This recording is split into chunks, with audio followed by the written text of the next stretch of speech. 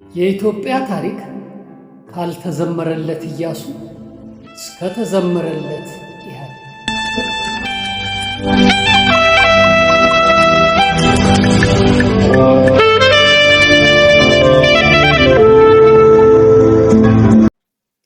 ደራሲ ፍስሐ ያዜ ካሳ።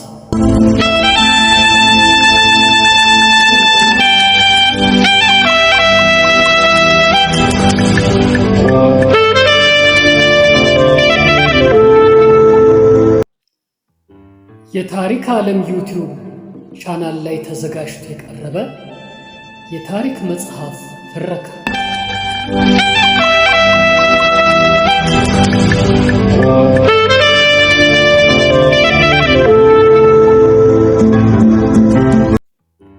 መጽሐፉ የታተመው በ2004 ዓመተ ምህረት።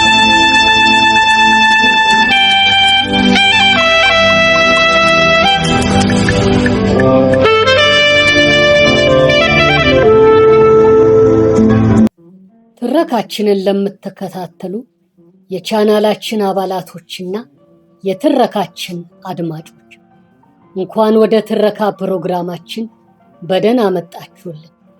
የኢትዮጵያ ታሪክ ካልተዘመረለት ኢያሱ እስከ ተዘመረለት ኢህአዴግ መጽሐፍ ክፍል 21 ትረካ አሁን ይቀርብላችኋል። እናንተም ሙሉ ትረካውን ትኩረት ሰጥታችሁ እንድትከታተሉ የቻናላችን አባል ያልሆናችሁ የደወሏን ምልክት እየተጫናችሁ ቻናሉን ሰብስክራይብ በማድረግ አባል እንድትሆኑ፣ አባል የሆናችሁና ያልሆናችሁም ላይክ እንድታደርጉልን፣ ሼር እያደረጋችሁም ለሌሎች እንድታጋሩልን፣ በኮሜንት ቦታ ላይም ሐሳብ አስተያየታችሁን እንድትጽፉልን በትህትና እየጠየቅን አሁን ወደ ሙሉ ትረካው እናመራለን። ለወገን መከታ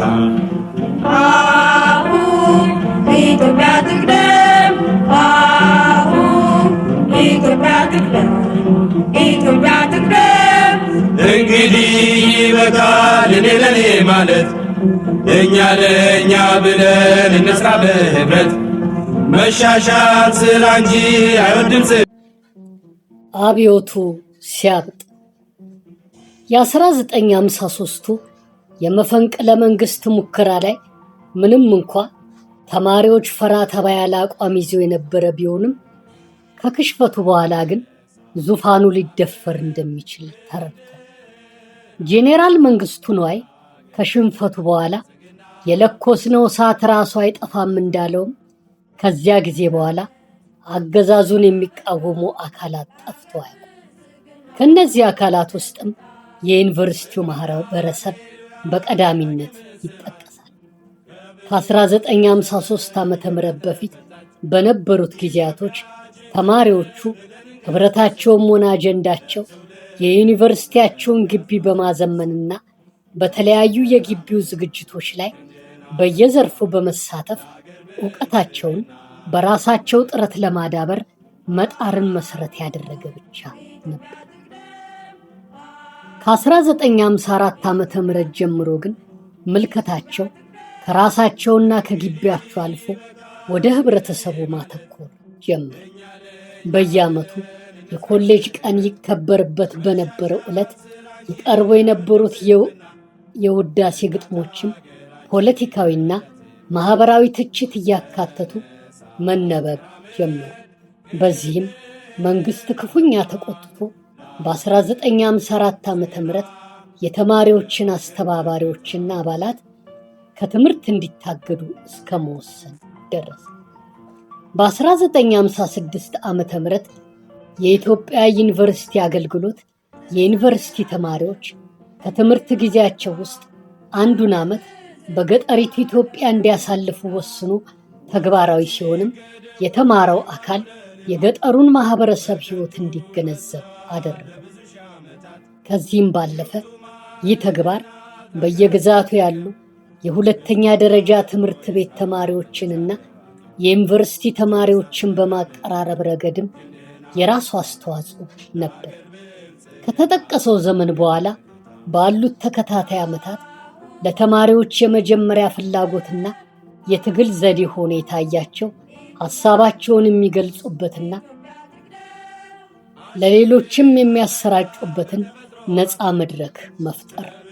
ለዚህም የፕሬስ ውጤት ብቸኛ አማራጭ ነበርና የራሳቸውን መጽሔት የሚያዘጋጁበትን ሁኔታ ማመቻቸትና ነፃ ማህበራትን ማቋቋም ጀመሩ። ቀደም ሲል የነበረው የተማሪዎች ምክር ቤት ማህበር አደረጃጀቱ ነፃ ያልነበረና በኮሌጁ ዲን ቁጥጥር ስር የነበረ ነው። በልሳን ደረጃ ዩሲኮልስ ወይንም የዩኒቨርሲቲ ኮሌጅ ጥሪና ኒውስ ኤንድ ቪውስ ዜናና አስተያየት የተባሉ መጽሔቶችም ፖለቲካ ውስጥ የማይገቡና የዩኒቨርሲቲውን የበላይ አካላትና የአስተዳደር እንዲሁም የመማር ማስተማሩን ሂደት የሚተቹ ጽሑፎች አልፎ አልፎ የሚቀርቡባቸው የነበሩ ናቸው። ድህነት በሽታ ይነገር ይለፈፍ ይታወጅ በይፋ አንድነት ኃይል ነው የእርምጃችን ተስፋ። ተነሳ ተራመድ ክንድህን አበርታ ለአገር ብልጽግና ለወገን መከታ። አሁን ኢትዮጵያ ትቅደም፣ አሁን ኢትዮጵያ ትቅደም። በዚህ መሰረት ከ1954 ዓ.ም ጀምሮ በስውርም በገሃድም ነፃ የተማሪዎች ማህበር እየተቋቋሙ ልዩ ልዩ የተቃውሞ ድምጾች መደመጥ ጀመሩ። የጃንሆይን አገዛዝ በመቃወም ረገድ ከፍተኛ ተጽዕኖ የፈጠረው በ1956 ዓ.ም የተቋቋመው ክሮኮዳይል ወይም አዞ የተባለው ቡድን ነው። የኢምፔሪያሊዝምን ክፉ ገጽታ በመተንተንና የማርክሲዝምን ጽንሰ ሐሳብ በማሞካሸት ረገድም ሆነ የንጉሱን አገዛዝ የሚቃወሙትን አካላት ተቃውሟቸው የከረረ ሆኖ እንዲቀጥል በማድረግ ረገድ እንዲሁም ኢትዮጵያ ከጃንሆይ አገዛዝ በኋላ ለጠበቃት ተከታታይ መዘዝና አገሪቱ ዛሬ ላለችበት ቅርጽ እና ይዘት ሁሉ አዞዎቹ የአንበሳውን ድርሻ ይይዛሉ። የተማሪዎች ነፃ ማህበር ምስረታ ከተጀመረበት ጊዜ አንስቶም በአገር ውስጥና በውጭ አገር አገዛዙን ለመቃወም የተመሰረቱ መሰል ቡድኖች ዓላማቸውን በጋራ ማራመድ ቀጥለዋል። እነርሱም የአዲስ አበባ ዩኒቨርሲቲ ተማሪዎች ማህበር አአዩተማ፣ የኢትዮጵያ ተማሪዎች ማህበር በሰሜን አሜሪካ ኢተማስአ፣ የኢትዮጵያ ተማሪዎች ማህበር በአውሮፓ ኢተማኢ፣ የኢትዮጵያ ተማሪዎች ዓለም አቀፍ ማህበር ኢተአአማ የሚባሉ ናቸው። እነዚህ ማህበራት የየራሳቸውን መጽሔቶችና የንድፍ ሐሳብ ልሳኖችን መሰረቱ። የኢትዮጵያ ተማሪዎች ዓለም አቀፍ ማህበር የአህጉር ቅርንጫፍ የሆነው አዲስ አበባ ዩኒቨርሲቲ ተማሪዎች ማህበር ታገል የተሰኘ መጽሔትን፣ የኢትዮጵያ ተማሪዎች ማህበር በሰሜን አሜሪካ ቻሌንጅን፣ የኢትዮጵያ ተማሪዎች ማህበር በአውሮፓ ደግሞ የታጠቀንና የትግላችን መጽሔቶችን መስርተው እንቅስቃሴያቸውን አጎልብተው ቀጠሉ። በተለይ ቻሌንጅና ታጠቅ የኢትዮጵያ ተማሪዎች ንቅናቄ የጋራ ንድፈ ሐሳብ መጽሔቶቹ የድርጅትና የርዕዮተ ዓለም የበላይነቱን አረጋግጦ የነበረው ግን ታገል ወይም ስትራግል የሚለው መጽሔት ሲሆን የግራ ክንፍ የበላይነቱንም የአዲስ አበባ ዩኒቨርሲቲ ተማሪዎች ማህበር ነበር የያዘው። በውጭ አገራት ያሉትና እንደ ዋና አስተባባሪ ማህበራት የሚቆጠሩት አንድ ዓላማ የነበራቸው ማህበራትን በስተመጨረሻ በመገንጠል ጉዳይ ተከፋፍለው በጠላትነት ሲዋረፉ ኖሮ ከአብዮቱ በኋላም የእነርሱ የመረረ ጥላቻ ወደ ኢትዮጵያም ተዛምቶ ብዙ እልቂት አስከተለ። ነገር ግን በዚያ ወቅት በተለይ ልሳኖችን በማሰራጨት በኩል የውጮቹ የተጫወቱት ሚና ከፍተኛ ነበር። ይቅር ማንቀላፋት ይበቃል መኝታ፣ ይጥፋ ከአገራችን ድህነት በሽታ። ይነገር ይለፈፍ ይታወጅ በይፋ አንድነት ኃይል ነው የእርምጃችን ተስፋ። ተነሳ ተራመድ ክንድህን አበርታ ለአገር ብልጽግና ለወገን መከታ። በእነዚህና በሌሎች መሰል የፖለቲካ ትግል ዘዴዎች በመጠቀም ዋና ዋና ማህበራቱና ንዑሳን ቡድኖች በአገር ውስጥና በውጭ አገር ያሉት ሁሉ በጋራ ይፋ ያደረጉት አቋማቸው በኢትዮጵያ ተማሪዎች ዓለም አቀፍ ማህበር አባላትና መጽሔቶች ሲገለጽ የኢትዮጵያ ሕዝብ ላጋጠመው የስርዓት ችግር መፍትሄው የፖለቲካ ጥገና ሳይሆን አብዮታዊ የስርዓት ለውጥ እንደሆነ፣ መሬት ላራሹ የሚለውን የፖለቲካና የኢኮኖሚ ጥያቄ እስከ መጨረሻው ማስተጋባት፣ ኢምፔሪያሊዝም እና ፊውዳሊዝም የኢትዮጵያ ሕዝብ ዋና የመደብ ጠላቶች እንደሆኑና ይህን መሰሉን አገዛዝ ለመገርሰስ የፖለቲካ ትግሉን እስከ መጨረሻው መቀጠል የሚል። እነዚህን አቋሞች ከኢትዮጵያ ውጭ ያሉ ታጋዮች አቅልለው ቢገልጿቸውም ለሀገር ውስጥ የተግባር ተፋላሚዎች ግን እጅግ ፈታኝ ነበሩ።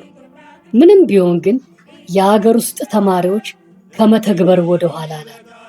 የመጀመሪያውን የከረረ ተቃውሞ በ1957 ዓ.ም ተገበሩት። መሬት ላራሹ ብለው የአዲስ አበባን ጎዳና አጥለቀለቁት።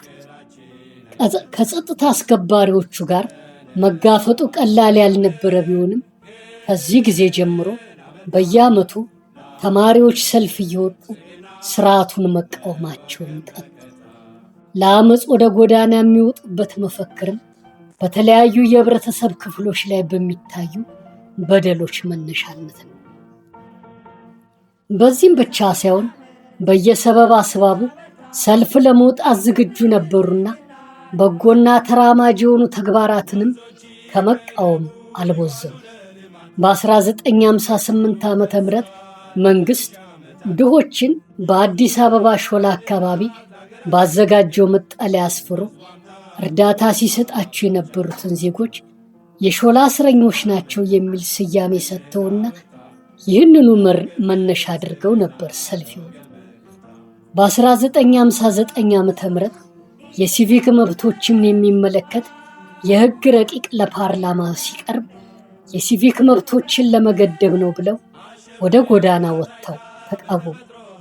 በ1960 ዓ.ም የቪየትናምን ህዝብ ጸረ አሜሪካ አቋም መያዝ ደግፈው ሰልፉ።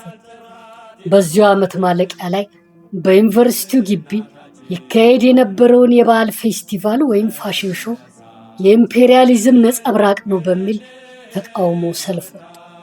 በ1961 ዓ.ም የትምህርት ስርዓቱ ይሻሻል በሚል ያነሱት አመፅ ከዩኒቨርሲቲው አልፎ በየግዛቱ ያሉ የሁለተኛ ደረጃ ትምህርት ቤት ተማሪዎችን አዳረሰ። ተነሳ ተራመድ፣ ክንድህን አበርታ፣ ለአገር ብልጽግና ለወገን መከታ። ይቅር ማንቀላፋት ይበቃል መኝታ፣ ይጥፋ ከአገራችን ድህነት በሽታ። ይህን ነገር ይለፈፍ ይታወጅ በይፋ፣ አንድነት ኃይል ነው የእርምጃችን ተስፋ። ተነሳ ተራመድ፣ ክንድህን አበርታ፣ ለአገር ብልጽግና ለወገን መከታ። ቀስ በቀስ እንቁላል በእግሩ ይሄዳል እንዲሉ በ1962 ዓ.ም የመጀመሪያዎቹ ወራት ተማሪዎቹ ብሔር ብሔረሰቦች የራሳቸውን ዕድል በራሳቸው የመወሰን መብታቸው እስከ መገንጠል መረጋገጥ አለበት ብለው በመወሰናቸው የጃንሆይ መንግስት ክፉኛ ተደናግጦ በተማሪዎቹ ላይ ጠንከር ያለ ጥቃት ለመሰንዘር ተገደደ። በዚያን ጊዜ ወደፊትም እንደምናገኘው በመንግስት ጋዜጦች አማካኝነት መንግስት የጸረ ተማሪ ፕሮፓጋንዳ ዘመቻ ካካሄድና ካስጠነቀቀ በኋላ ነበር እርምጃ የወሰደው። ይህ የራስን ዕድል በራስ መወሰን የሚለው ጉዳይ በ1962 ዓ.ም በአደባባይ ይውጣ እንጂ ቀደም ካለው ጊዜ ጀምሮ የጀብሃ ዓላማ የነበረና በ1961 ዓ.ም ፊት ለፊት በማይጋፈጠው አዞ በተሰኘው ቡድን አማካኝነት ወደ ዩኒቨርሲቲው እንዲሰርጽ የተደረገ ነው። አዞዎቹ እንደ ማንኛውም ተማሪ ሆነው በስውር ስለሚንቀሳቀሱ በሚያሰርጿቸው ድብቅ የጀብሃ ጥያቄዎች ምክንያት ሌሎች አገዛዙን ከመቃወም አንጻር ብቻ ሆ ብለው ሰልፍ የሚወጡና የጀብሃን ዓላማ የማይደግፉት ተማሪዎች ነበሩ የመንግስት የቅጣት እርምጃ ሰለባ ነው። ፕሮፌሰር ላጲሶ ይህን ጉዳይ ሲገልጹት በዘመኑ በአገር ውስጥና በውጭው ዓለም ስርዓቱን ለመጣል የሚታገሉት አካላት አስከፊው የፊውዶ ቡርዣ ስርዓት ላይ አስቀድሞ የመሳሪያ ትግል በመክፈቱ ጀብሃ ተራማጅ ቡድን እንደነበር በመገመት ከ1954 እስከ 1961 ድረስ የአንድነት ድጋፍ ይሰጡት ነበር። ነገር ግን ታሪክና ጊዜ በኋላ እንዳሳየው የጀብሃ ዓላማ ጸረ ኢትዮጵያ ከሆኑ አካባቢ ሀገሮች የመሳሪያና የገንዘብ እርዳታ አግኝቶ የኤርትራን ክፍለ ሀገር ከኢትዮጵያ ቆርጦ የአረቡ ዓለም አካል ማድረግ ነው።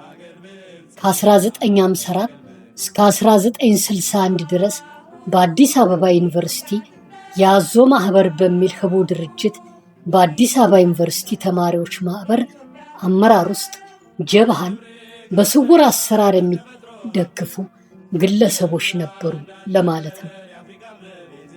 ይህን የጀብሃን የመገንጠል ዓላማ በሰሜን አሜሪካ ያለው የተማሪዎች ማህበር ለረጅም ጊዜ መርምሮ በ1961 ዓ.ም በነሐሴ ወር በፊላደልፊያ ከተማ ባካሄደው 17ኛው ጉባኤ ላይ ዓላማውን የሚነቅፍ አቋም ወሰደ። ምክንያቱም የጀብሃ አቋም የኤርትራን ህዝብ የማይወክል በኢምፔሪያሊዝምና በፊውዳሊዝም የጋራ ጠላቶቻቸው ላይ የኢትዮጵያ የብሔረሰቦችንና የሰርቶ አደሩን ህዝብ መደባዊ የትግል አንድነት የሚያዳክም አድሃሪ ኃይል ነው በሚል አወገዘ።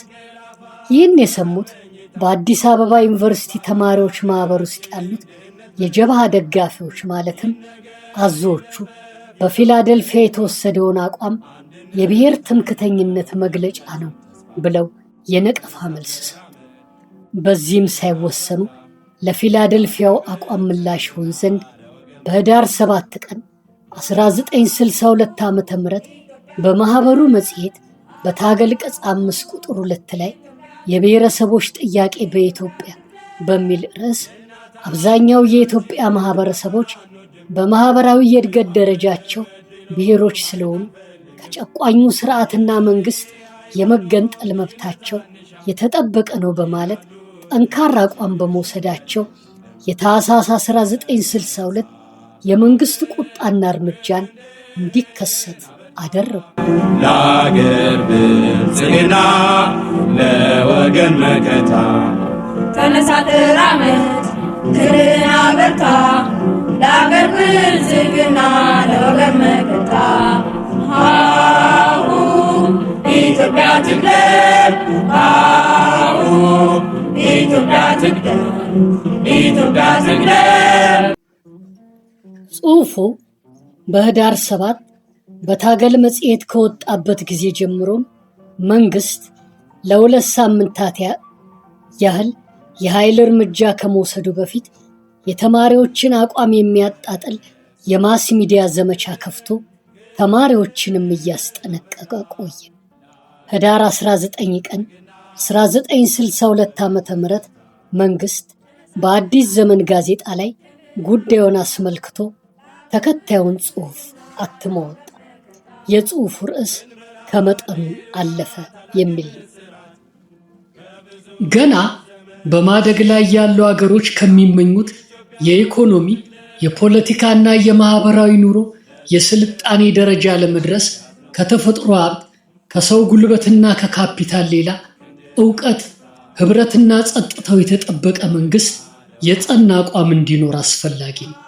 ሰላምና ጸጥታ ሲታጣ፣ ስርዓትና ህግ ሲጣስ በሕይወትና በንብረት ላይ የሚያስከትለውን ጥፋት ለመገንዘብ የሩቅ ምሳሌ መሻት አያስፈልግም።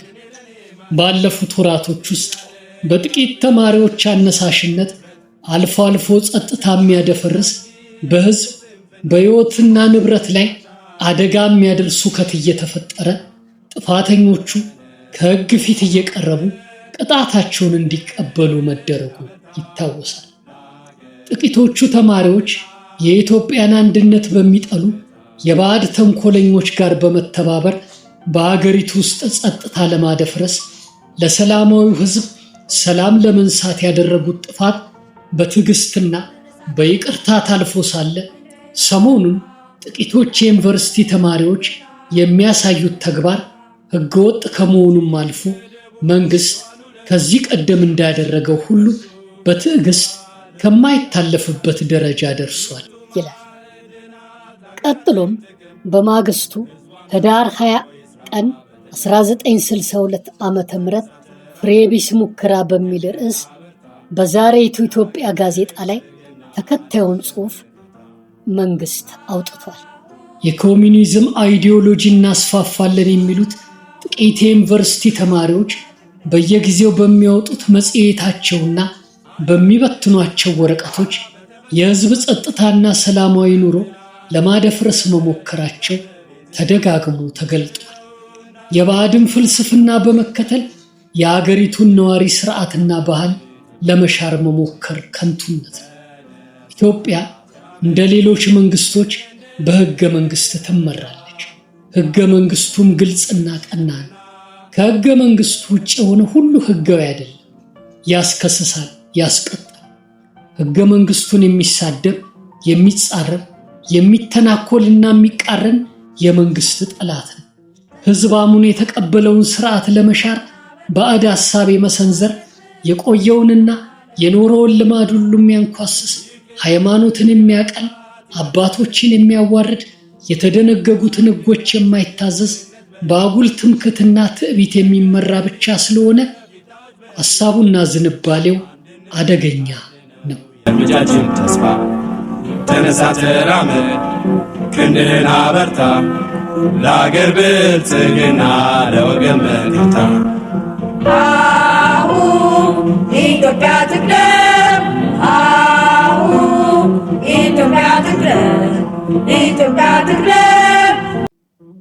በዚህ አይነቱ ዘመቻ መንግስት ለህዝቡ አቋሙን በተደጋጋሚ ከገለጸና ተማሪዎችንም ካስተነቀቀ በኋላ ተማሪዎቹም ከተግባራቸው ለመታቀብ ስላልሞከሩ ታኅሳስ 19 ቀን 1962 ዓ.ም ቀደም ሲል እንዳየነው የአዲስ አበባ ዩኒቨርሲቲ ተማሪዎች ማህበር ፕሬዝዳንት የነበረውን ጥላሁን ግዛውን ጨምሮ ከ20 በላይ ተማሪዎች በግርግሩ ተገደሉ። ዩኒቨርሲቲውም ላልተወሰነ ጊዜ ተብሎ ተዘጋ። የታገል መጽሔት ህልውናውም አከተመ። በዚህ ጊዜ ነው ገሚሱ የጀባ ደጋፊዎች የነበሩት የዩኒቨርሲቲ ተማሪዎች ወደ ትጥቅ ትግሉ አምርተው ከጀብሃ ጋር የተቀላቀሉት። ዘክሮኮዳይል ሶሳይቲ ወይም የአዞ ማህበር በስውር የትግል ስልቱ እየተጠቀመ ረጅም መንገድ የመጓዙን ያህል በማህበሩ ስም የሚከናወኑትን አመጾች አጋግሏል። መንግስት የአገር ውስጡን የተማሪ ማህበር ከበተነው በኋላም ገሚሶቹ በረሃ ቢገቡም የቀሩት ደግሞ የመንግስት ተጽዕኖ ያስመረራቸው መስለው ያንኑ የአዞ ዓላማና ተግባር እንዲሁም ሚስጥራዊ የትግል ስልትና አሰራራቸውን ይዘው በልዩ ልዩ መንገዶች ወደ አሜሪካና ወደ አውሮፓ ተሰደው በኢተማአና በኢተማስአ ውስጥ ተቀላቀሉ። በነሐሴ ወር 1962 ዓመተ ምህረት ከአዲስ አበባ የዩኒቨርሲቲ ተማሪዎች ማህበር አባላት ጥቂቶቹ የአዞ ማህበር አሰራር ኢንጂነር በነበረው በብርሃነ መስቀል ረዳ መሪነት አንድ የኢትዮጵያ መንገደኞች አውሮፕላን ጠልፈው ወደ ሱዳን ካርቱም ገቡ። ከካርቱም ወደ አልጄሪያ በመሄድም በብርሃነ መስቀል መሪነት ራሳቸውን የኢትዮጵያ ተማሪዎች ማህበር በሰሜን አፍሪካ ብለው ሲሰይሙ ቁጥራቸው 8 ያህል ነበር። ወደ አውሮፓና ወደ አሜሪካ የፈለሱት የቀድሞ የአአዩ ተማ አባላትና የአልጄሪያው ቡድንም በኢትዮጵያ አብዮትና የብሔረሰብ ጥያቄዎችን በሚመለከቱ ጉዳዮች ተመሳሳይ አቋም የነበራቸው ሲሆን በአገር ውስጥ ከቀሩት አባላትና አመራር ጋርም የትግል አንድነታቸው እንደጸና ነበር። የሰሜን አሜሪካው ቡድን በፊላደልፊያ የወሰደውን አቋም የአውሮፓው ቡድን ሳይቀበለው የቀረና ከሀገር ውስጡ ቡድን ጎን ተሰልፎ ያወገዘበት ሁኔታ ተፈጥሮ የነበረ ቢሆንም በስተመጨረሻ ግን የአልጄሪያው ቡድንና ሸሽተው የሄዱ አባላትና አመራር መልሰው በአውሮፓው ቡድን የሂስ ዘመቻ ሲከፍቱበት እናያለን።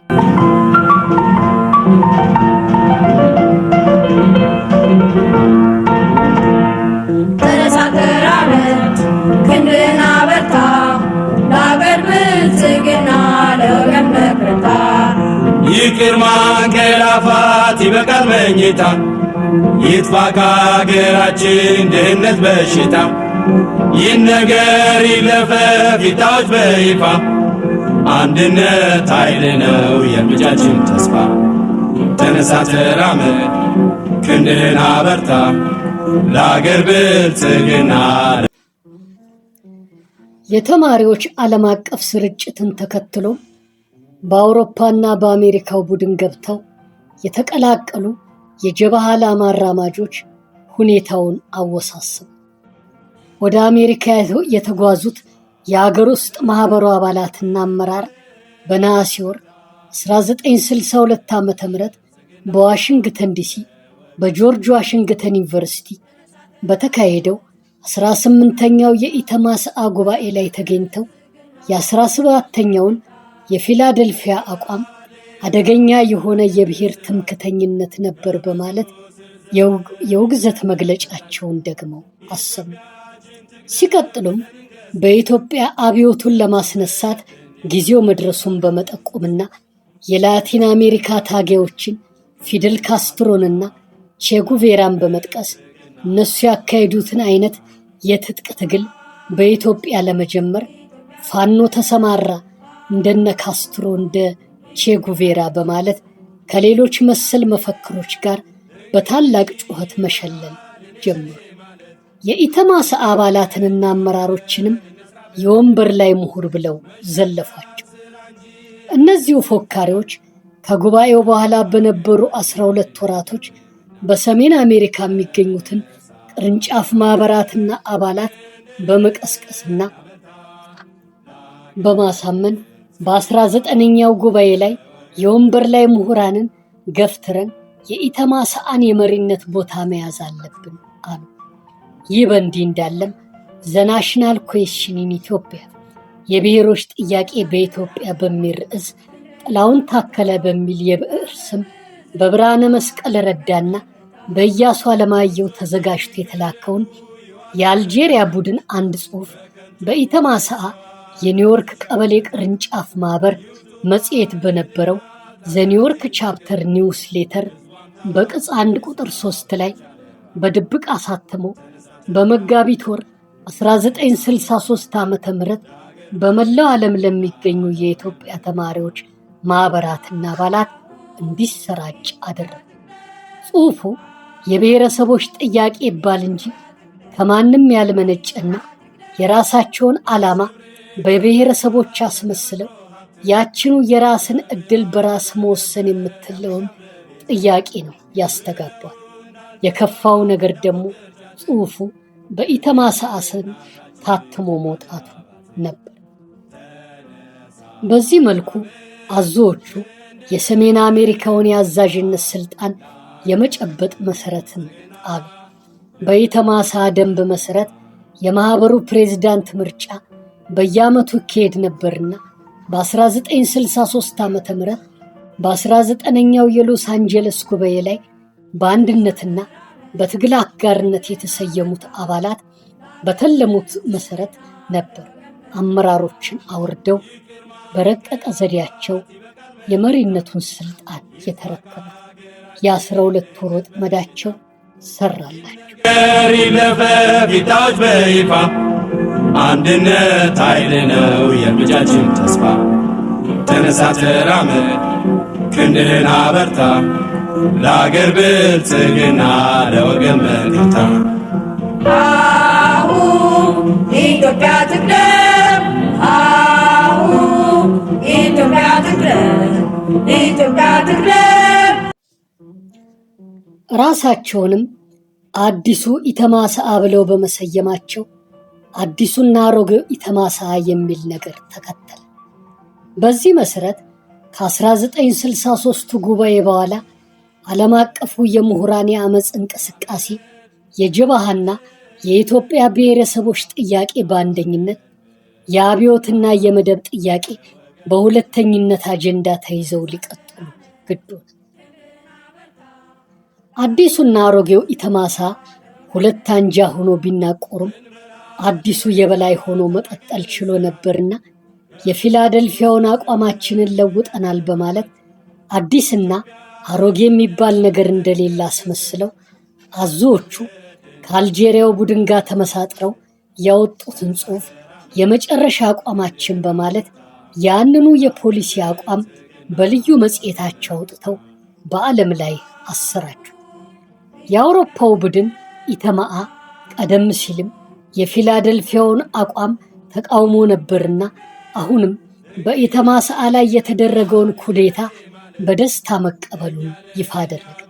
ሆኖም የአልጄሪያው ቡድንና አዲሱ ኢተማሰአ ህብረት ፈጥረው የአውሮፓውን የመሪነት ስልጣን ለመያዝ የተለመደውን የአዞ ዘመቻ ጀመሩ።